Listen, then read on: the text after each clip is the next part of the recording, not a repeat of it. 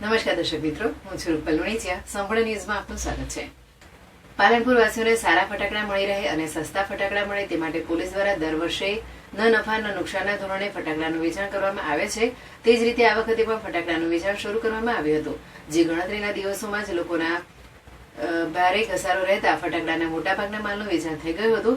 તેમજ સરકારની ગાઈડલાઈન મુજબ પોલીસ દ્વારા પોલીસ હેડક્વાર્ટર્સ ખાતે ફટાકડા કેન્દ્ર ઊભું કરવામાં આવ્યું હતું, જેમાં લોકોનો પણ સારો પ્રતિસાદ જોવા મળ્યો હતો.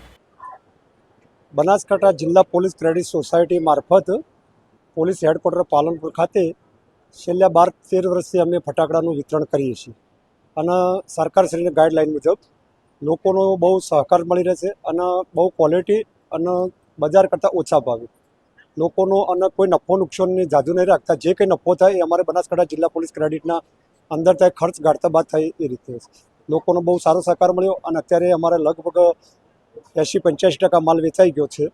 એ રીતનું ચાલે છે.